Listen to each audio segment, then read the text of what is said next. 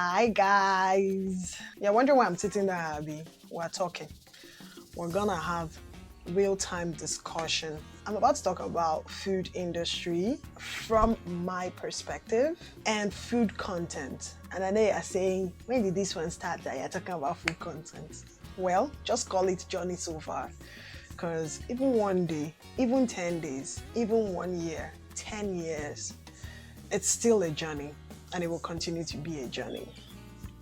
So yes, I started food content in February. So shout out to all our followers. And I've had people ask me, Titi, how do you do it? I traveled to Canada recently. Well, maybe not so recently. And my friend was like, you sure saying at least 24 hours you and me get like so? Because I don't know how you do it, Titi.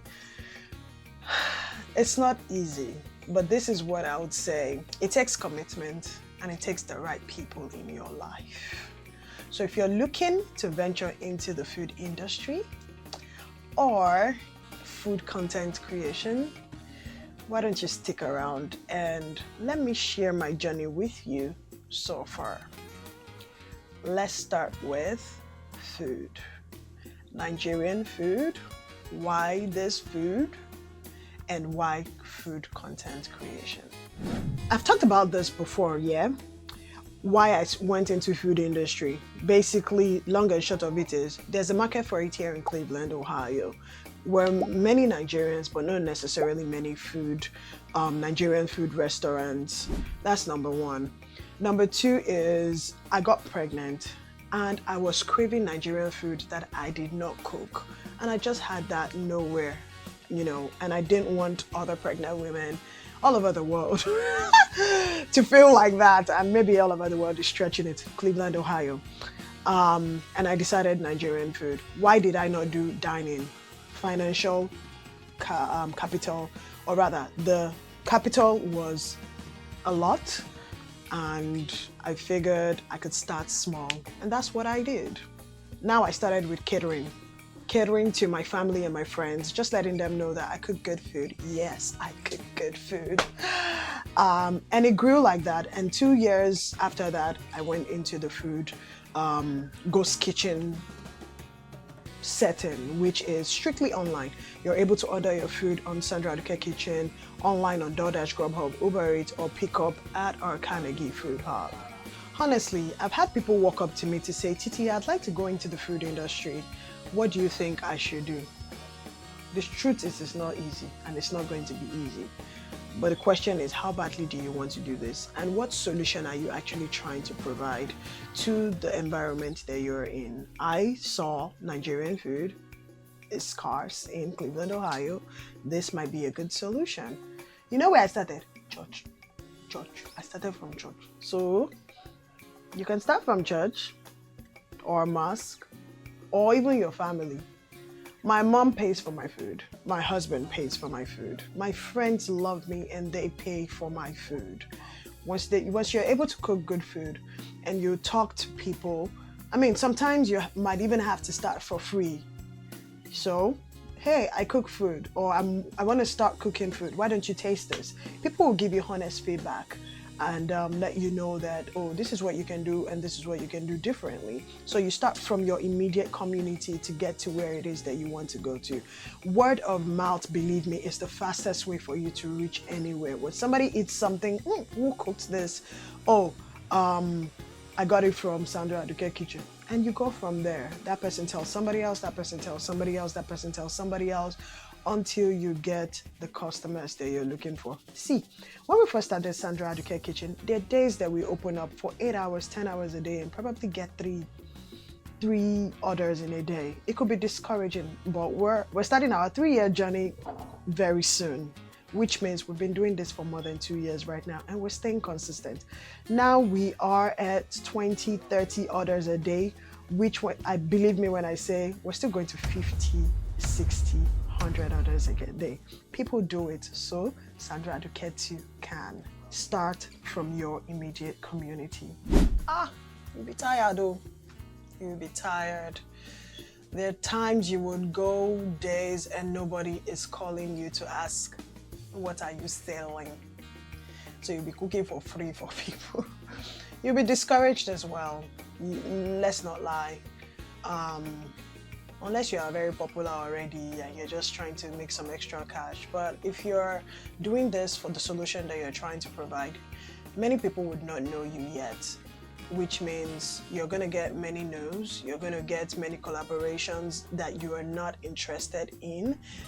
People are not going to trust you to handle their occasions or events by yourself. I've had countless times where people tell me, so you're not going to be the only caterer catering our wedding, or you're not going to be the only caterer catering our party. All well and good.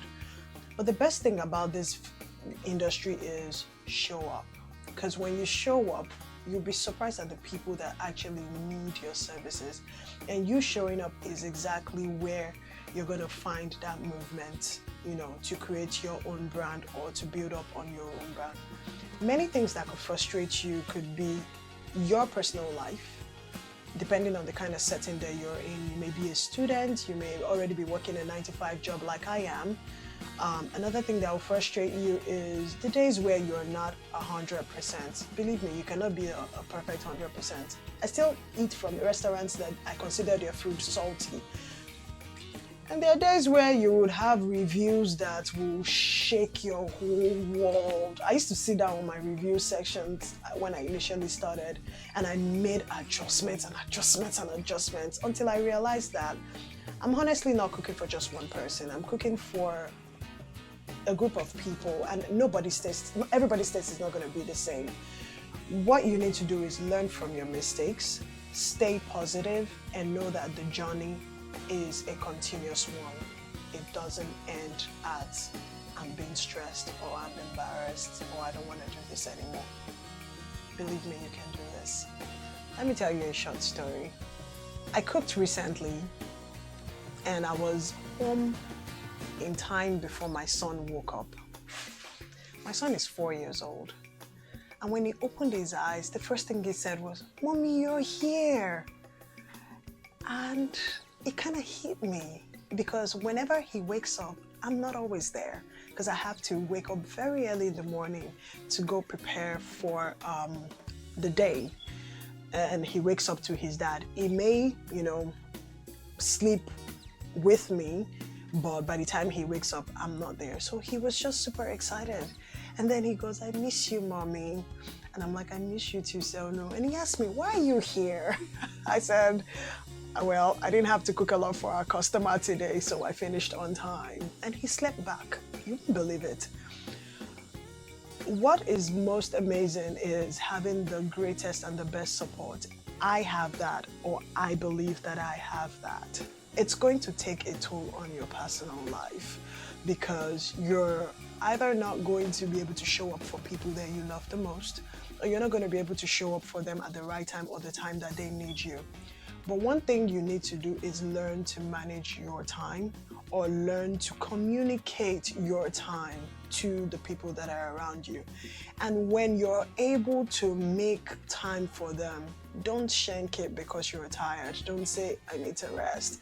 Because those people are the people that are going to support you when you absolutely need it. I have my friends and my cousins that I just call, "Hey ladies, I need you on so days." And they show up. Because I don't take them for granted. I still keep girls' night every month. I still have my friends who connect with me on C Connect. I make time for people that matter to me. And not because I can easily do it, but because I'm intentional about it. In this business, it will take a toll on you while you're trying to manage it. But believe me, putting intentionality into it will definitely make you work. So don't take your people for granted. You hear me? All right. So if you don't already know, I'm a payroll analyst by day. I work at a law firm downtown in Cleveland, Ohio, and I do payroll on a monthly basis, which means I process payroll twice a week. I make sure people get paid. That's what I do on my 9-to-5 job. You're wondering how I make it happen with a business?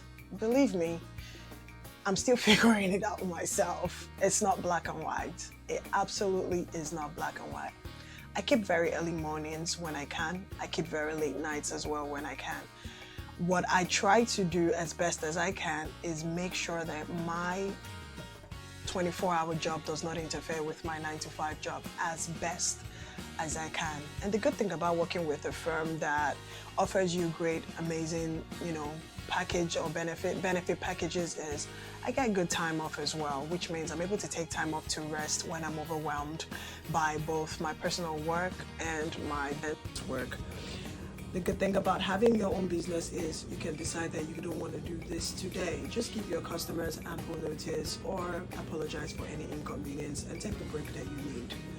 Now, combining 9 to 5 and business is not an easy thing, but it's a possible thing. You just have to figure out how to make it work. It took me a little over 2 weeks to come up with a plan, and believe me, even till now, it still changes. Just sometimes have to communicate that with all the stakeholders involved to say, hey, this is what is changing today, or this is what is changing tomorrow. Can you meet me halfway? Can we discuss something? But it's not impossible. So no, you don't have to quit your job to start your business. You absolutely do not. You are able to multitask without having both of them clash when, when it feels like it's overwhelming. So take your time, do your time management properly, and figure out the time that works best for you, and you can run both worlds at the same time. We'll probably revisit this again so we can talk about my journey or take random examples of things that have happened, because this has been just a quick summary of things that I've been going through since I started the business. So I hope you really did enjoy it, and I hope that you learned 1 or 2 things. Feel free to reach out to us via the comment section, follow our Instagram pages. If you're looking for ideas or advice on the best ways to go about certain things, or even if you're looking to find out what mistakes you should not make, learning from mine, I am here and available to talk.